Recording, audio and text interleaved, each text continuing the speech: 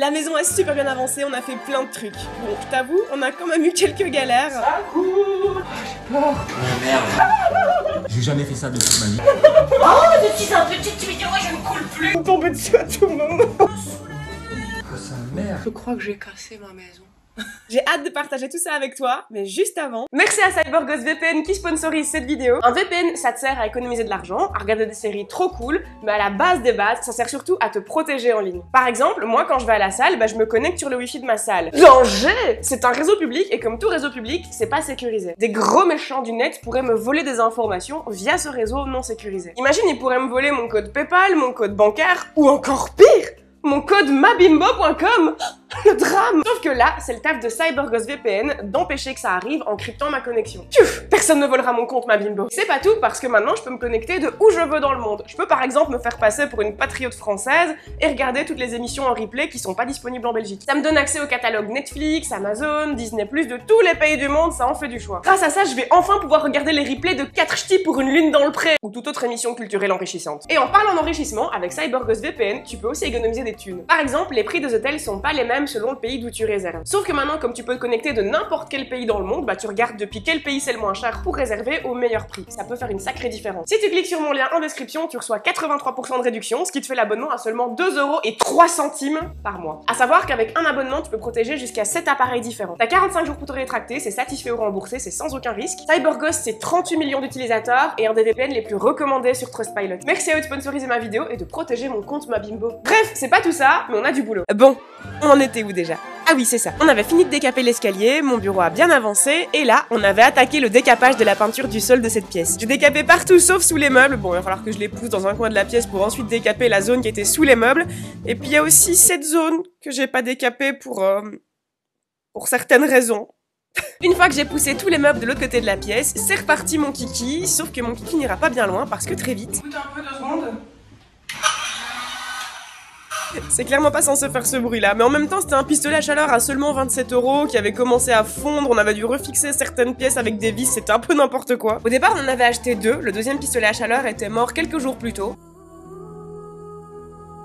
Et je sais pas trop pourquoi, je sais pas ce qui m'a pris, mais ce jour-là, je me suis prise pour une ingénieure et je me suis mise en tête de réparer les pistolets à chaleur. En fait, du coup, je pense que c'est pas ici qu'il y a un problème, parce que sinon, il y aurait de la chaleur et pas de ventilateur, ou alors il y aurait le ventilateur et pas de chaleur, mais là les deux ne fonctionnent pas, donc je pense que le problème vient de l'alimentation.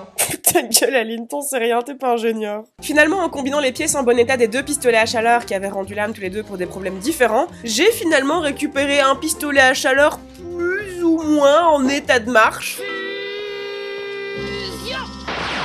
Bon, il a une sale tronche, mais il fonctionne. Et je vous avoue que je suis pas forcément ravie d'avoir réussi à le faire fonctionner parce que maintenant, je sais quelle partie il me reste à décaper. T'as pas décapé la zone là? Non mais elle est bien décapée la pièce là, tout est décapé, là, tout. C'est décapé. Ah. Je veux pas toucher ce truc. La pièce est nickel, il y a juste cette petite zone à laquelle on n'a pas touché du tout. Je trouve un bout de métal qui traînait, je veux pas toucher ça avec mes doigts. Ça va aller. Non, ça va pas aller, c'est dégueu. Tu vas y arriver. Et on en apprend tous les jours, mais en fait ces choses, quand ça vieillit, ça devient dur. Finalement, j'arrive à la pousser dans un vieux pot qui traînait là. Le pot, je vais le jeter, je crois que je vais le brûler. En fait, non, tu sais quoi, je vais même brûler cette zone du plancher. J'ai même pas envie de décaper cette zone qui a touché ça. Pourtant, il faudra bien, donc tais-toi et décape. D'autant plus que j'imagine que la chaleur extrême, ça va peut-être un peu désinfecter mon plancher. Et ensuite, on peut passer au ponçage. Jimmy est sur les grosses machines et moi, je suis sur les finitions. Et puis le temps que Jimmy finisse ce plancher, moi, je passe à la suite. Aujourd'hui, je vais commencer à arracher ceci. Les moulures sont pas en très bon état, elles sont fendues, donc l'idée, c'est de les changer. Ouais, bon, le truc qui devrait changer, c'est surtout mon look, mais passons. Vous voyez, elles sont toutes fendues. Je suis désolée, j'étais obligée d'ajouter un bruit de paix au montage. D'ailleurs, on se la refait une deuxième fois. Bon, allez, bref, on se l'arrache cette plainte. Heureusement que j'ai des chaussures. Pourquoi? Mais c'est super dangereux. Ok, donc note à moi-même, ne plus laisser traîner ce genre de truc. T'imagines? Et puis l'étape suivante, c'est de poncer les encadrements de porte. Jusque-là, on les avait seulement décapés, mais maintenant il faut les poncer. Et c'est une étape qui demande pas mal de temps. Pour faire une seule porte, ça prend des heures, parfois plusieurs jours. Maintenant, la bonne nouvelle, c'est que ça a pris tellement de temps de poncer cette porte que pendant ce temps-là, Jimmy a pu finir le plancher du deuxième bureau. Ah, ça change, hein. Ah, il est magnifique ce plancher. Qu'est-ce que c'est beau tout ce plancher. Maintenant que le gros du plancher est fait, il faut faire les finitions. Pour ça, on a acheté une petite ponceuse à bande. C'est plus précis, pas trop cher et super efficace. C'est efficace, hein. Puis pendant ce temps-là, de mon côté, moi j'ai encore pas mal de boulot sur les portes à poncer. Le plus chiant, c'est les parties en hauteur parce qu'il faut tenir à bout de bras des machines qui, au bout d'un moment, paraissent plutôt lourdes. Et au bout de plusieurs heures, bah, ça fait les épaules, hein. Ah ouais, mon gars, t'inquiète que là, je vais être musclé. Ah oui, faites pas trop attention à ce genre de plan chelou. Je sais pas, je me suis pris pour Christopher Nolan, je voulais faire un plan un petit peu concept, un peu stylé, mais au final, on voit juste la semelle de mes chaussures, c'est pas très intéressant, mais bon. Et quand il y en a plus, eh ben, il y en a encore, parce que j'ai un tas de portes dans cette super maison. Et même en s'y mettant à deux, ça prend un temps fou. Je sais pas encore si c'est l'escalier ou les portes qui ont demandé le plus de boulot. T'as de la sueur plein la gueule, cœur. Je suis sûre que tes yeux morflent aussi. Je conseille que tes petits yeux et ta sueur dans la tronche. Oh, c'est mignon. Je lui conseille de protéger ses yeux pour pas se faire mal avec la sciure de bois. Oh là là, ça c'est un sacrément bon conseil, hein, dis donc. C'est tellement un bon conseil que du coup, pourquoi est-ce que moi je le suis pas mon propre conseil, hein? Pourquoi? Eh ben voilà, maintenant t'as de la sciure dans les yeux, t'auras les yeux rouges pendant 2 jours, bravo championne. Allez, c'est pas tout ça, mais elle va pas se poncer toute seule cette porte, donc maintenant on reprend, sauf que cette fois-ci, on protège ses yeux avec un face shield. Wow. Et c'est pas toute pensée, mais il faut aussi racler les rainures. Et je trouve le bruit de cet outil extrêmement satisfaisant pour les oreilles. Mais merde. J'ai des muffins par la tête. Do you know the man?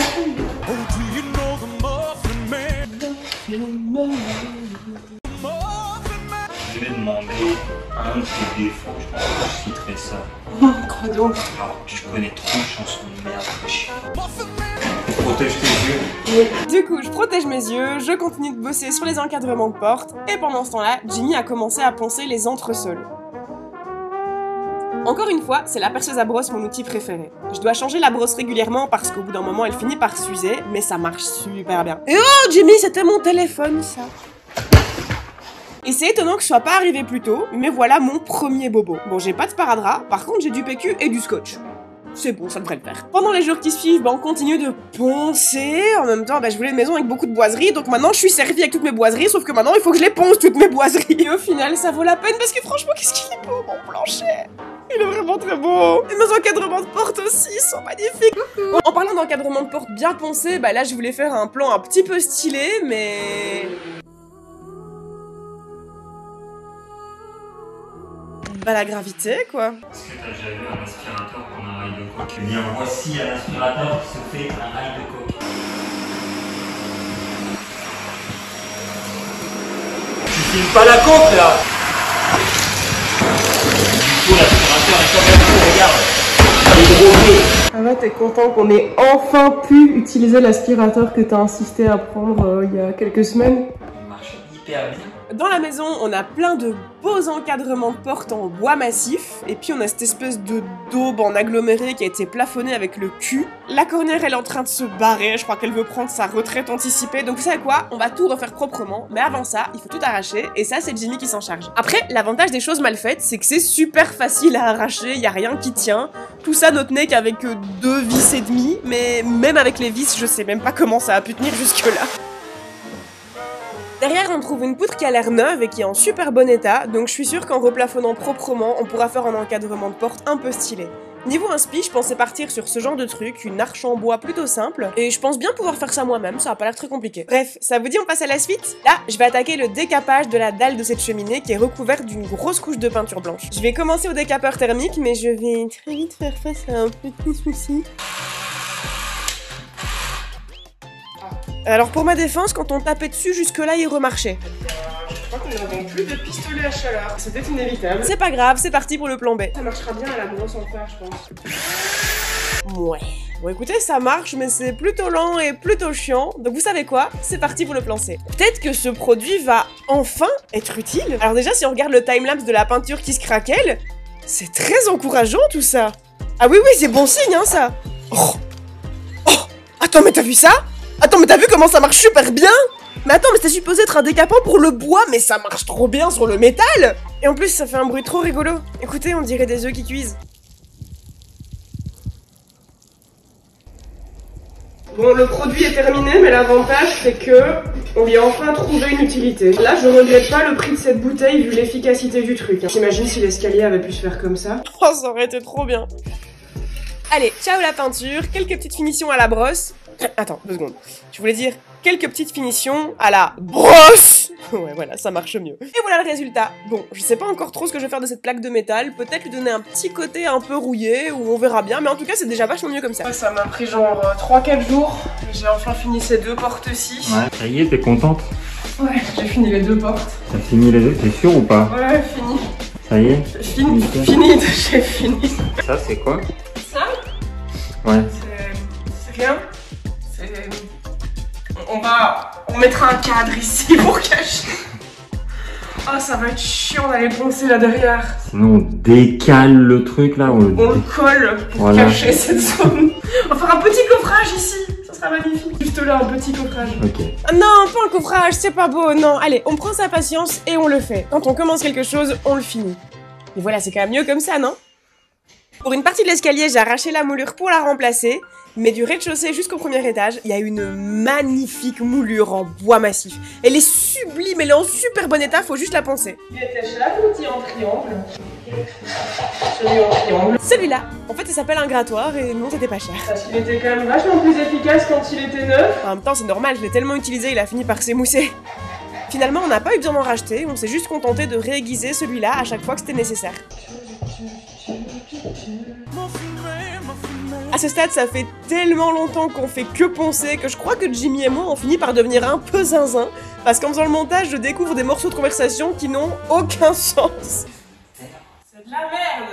C'est de la terre de merde. Non, c'est des excréments humains. Je sais pas du tout de quoi on parlait. Allez, bref, on continue jusqu'à jusqu'au prochain problème.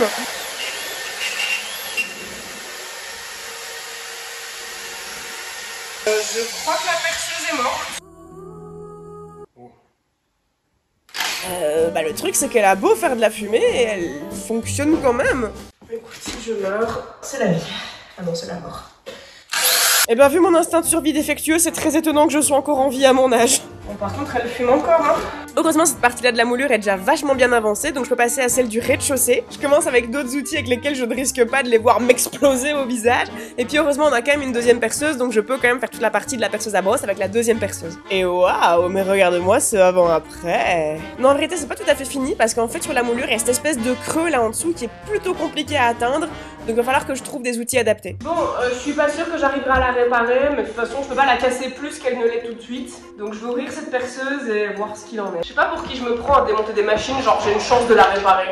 À mon avis, c'est juste la poussière des travaux qui a fini par encrasser le ventilateur et c'est ça qui fait de la fumée. En soi, elle fonctionne, c'est juste qu'elle fait de la fumée et que j'ai un peu peur qu'elle me pète au visage. Ici, ça se détache. Oh putain, ouais. Ouais, je pense que c'est possiblement juste la poussière qui provoque ça. Tu veux voir une perceuse très poussiéreuse? Donc le projet, c'est de tout démonter et de tout nettoyer et puis on verra bien.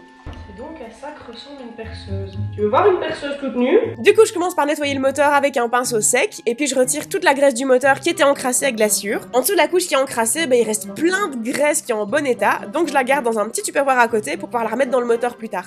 Je nettoie également le boîtier qui était en plastique, et puis je finis de tout nettoyer en retenant bien où allait chaque pièce pour le moment où je devrais tout remettre à sa place. Un petit coup d'air comprimé pour bien nettoyer tout ce qu'il y avait à l'intérieur du mécanisme. Après avoir testé le mécanisme, je vois que ça tourne, que ça a pas l'air de faire de fumée, donc écoutez, je vais remettre toute la graisse dans le moteur, tout remonter, et puis y a plus qu'à espérer.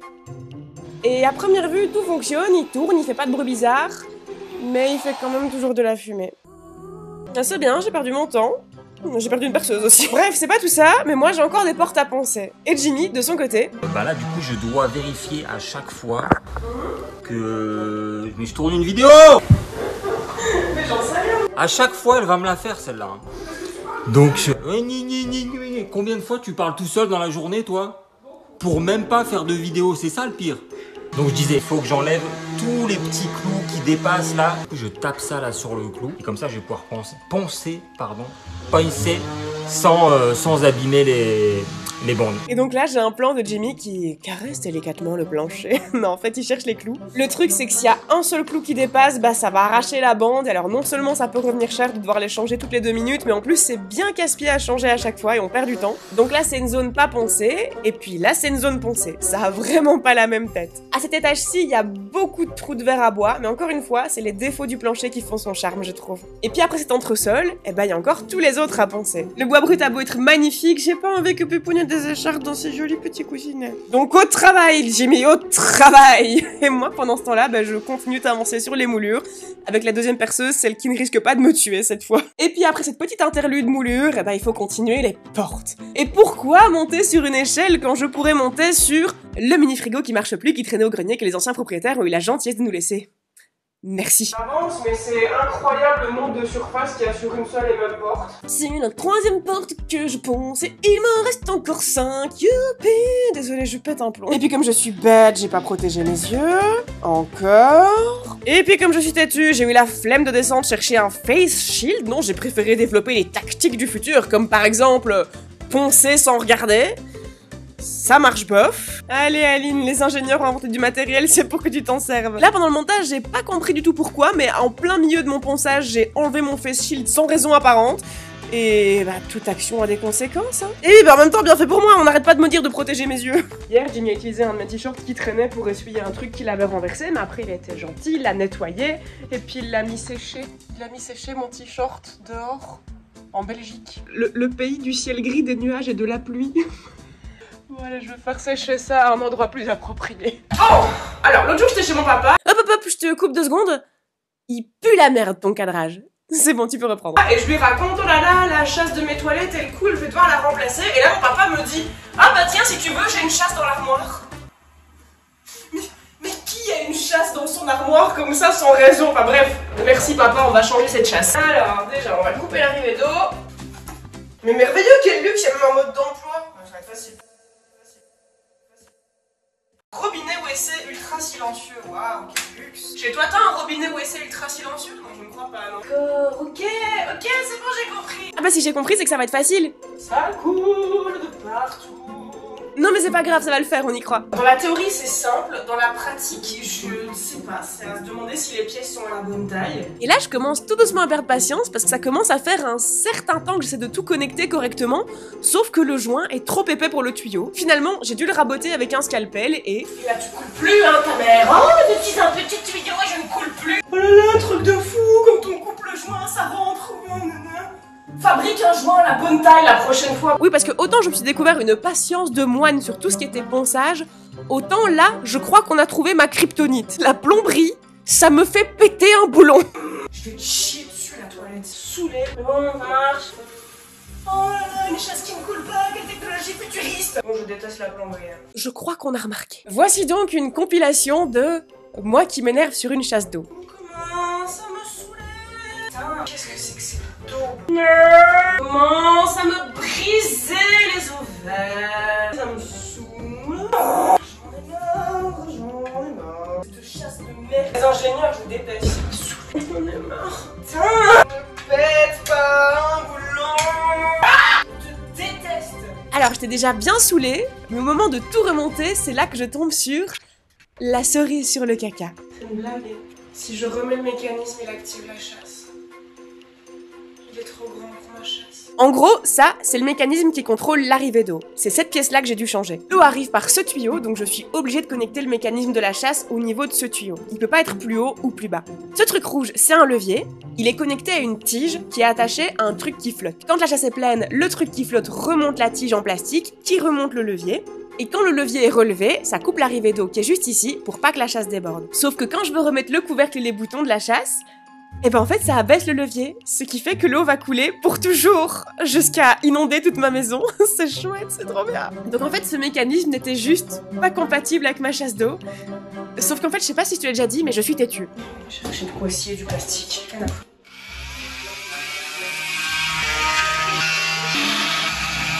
Ça dégage, comme ça maintenant j'ai pu créer un espace qui n'empêche pas le levier de se relever. Voilà, et voilà, maintenant ça marche.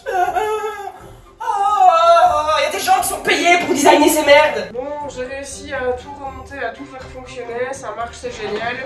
Mais ça me saoule d'avoir une chasse rafistolée où j'ai dû scier des bouts de métaux, etc. Et même si là on le voit pas, moi je le sais et ça me dérange. Je veux une chasse en bon état. D'autant plus que ces chutes ont certainement vu passer des centaines de culs de gens que je ne connais pas depuis qu'elles sont là. Donc voici, ça me fera un bon prétexte pour la changer. On va s'en débarrasser, vas-y, on va dégager les mauvaises ondes de cette maison. Va-t'en! Va-t'en, chasse d'eau! Non, vraiment, elle m'a fâchée. Bon, vas-y, pour me défrustrer, je vais poncer cette porte. Elle m'a trop saoulée, cette chasse! Je sais pas si tu te souviens de cette porte, c'était celle qui était trop bien à décaper. Eh bah, à poncer, elle est super chouette aussi. Je vais pas dire que c'est facile et rapide, mais comparé à toutes les autres portes, si, c'est facile et rapide. Comme quoi, quand il n'y a pas 36 couches sur une boiserie, ça va plutôt vite. Il y a une vis qui est tombée, mais j'ai pas vu où elle est tombée. C'est emmerdant, ça. Petite vis. On rachètera une vis. Hein.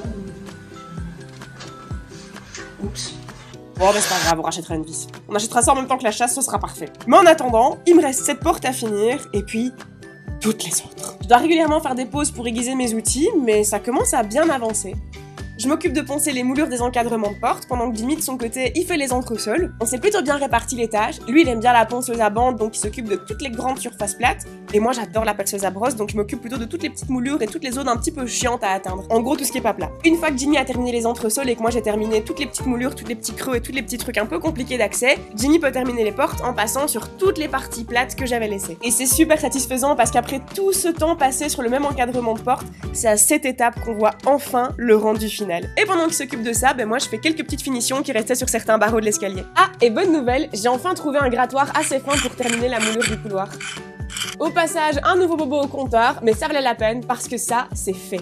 La moulure du couloir est entièrement décapée et poncée, enfin un poste complètement fini. Et de son côté, Jimmy, il a commencé à travailler sur les poutres du dernier étage. On veut abîmer les poutres volontairement. J'ai jamais fait ça de toute ma vie, donc on va tester. Let's go, c'est parti. Ah. Ok. Comme ça, on passe d'un angle bien droit comme celui-là, là, à des angles un peu plus naturels. Bon, là, évidemment, c'est pas encore poncé. Et bah du coup, tu sais ce qu'il te reste à faire. Ponce, Jimmy, ponce!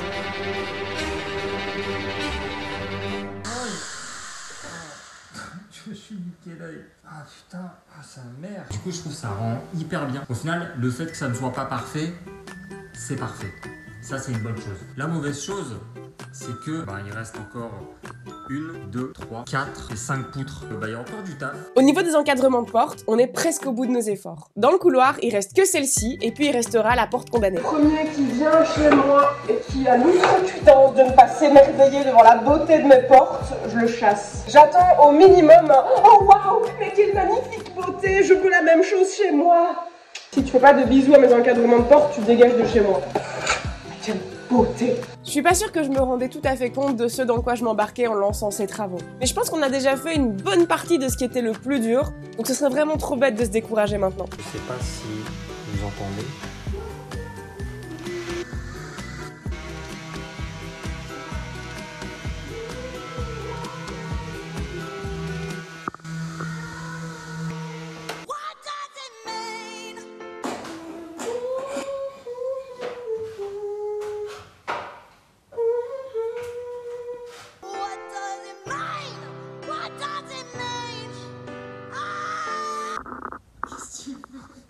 What does it mean, c'est ça? Mais c'est Miley Cyrus qui avait chanté ça, c'était drôle. Oh oui, c'est ça l'excuse. Après ça, je dégage le couloir qui est plein de bouts de bois et de déchets en tout genre, on charge tout ça dans la voiture et direction le parc à conteneurs. Je sais pas si ça existe en France, mais un parc à conteneurs, c'est une décharge de tri qui est surveillée. Il y a des employés sur place qui s'assurent que tout le monde trie bien ses déchets. Il y a une trentaine de catégories, ça va du conteneur à bois au conteneur à plâtre, en passant par le conteneur à panneaux solaires. En faisant comme ça, on peut recycler un tas de trucs, et en plus c'est gratuit. Je trouve ça trop cool que le recyclage soit aussi développé ici. Et maintenant que le passage est dégagé, je vais enfin pouvoir m'attaquer à la dernière porte.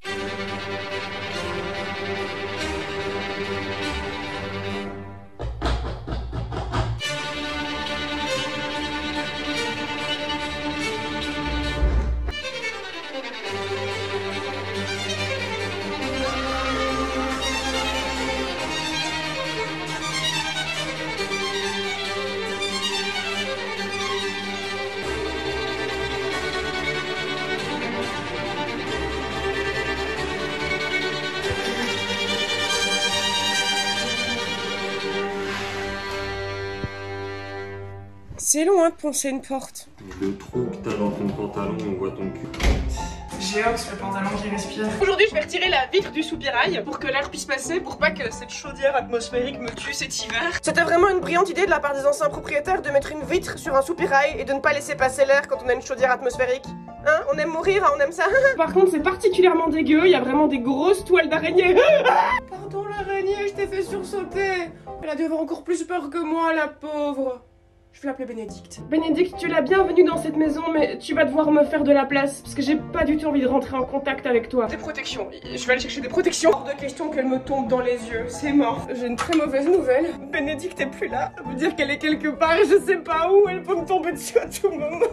Non mais sinon, mourir c'est pas mal aussi. Ouais, on peut laisser la chaudière m'étouffer, ça... tout compte fait, ça me va. Désolée les copines, je vais niquer votre toile. Je suis désolée, je suis en train de niquer... Ah, j'ai la voix.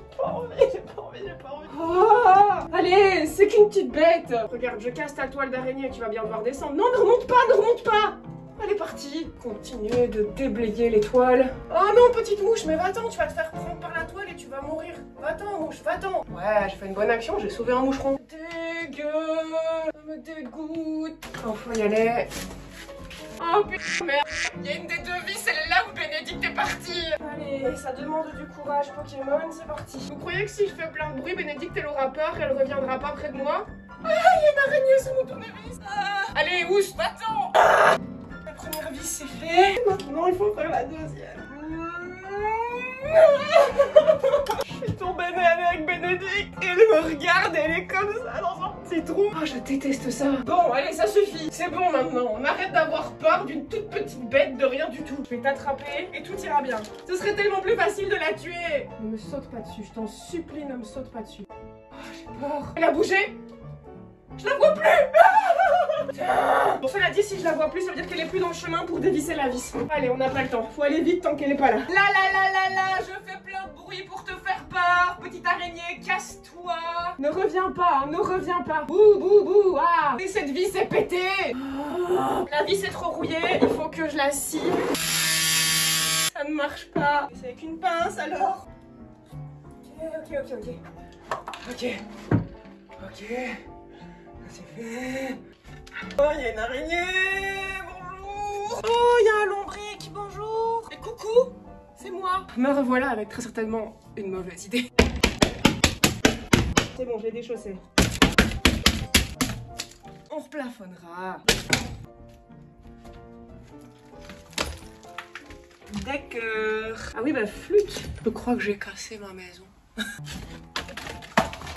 Heureusement qu'il n'y a personne en dessous. Bon bah quelle aventure. Maintenant il n'y a plus qu'à faire une grille sur mesure, mais je pense qu'on fera ça la prochaine fois. Encore merci à CyborGhostVPN qui sponsorise cette vidéo. Et n'oublie pas que grâce au lien sous ma vidéo, tu reçois une réduction de 83% sur ton abonnement. Des bisous. Oh mais je peux pas finir la vidéo comme ça, non attendez, on va faire les choses proprement. Et pour mon loulou, salut. Tu serais vraiment un petit chat en chocolat si tu pensais à t'abonner et à activer la cloche. Si t'es déjà abonné, que t'as déjà activé la cloche, et bien tu es déjà un petit chat en chocolat. Et moi, c'est la prochaine vidéo. Je te fais des gros poutous. Gros poutous.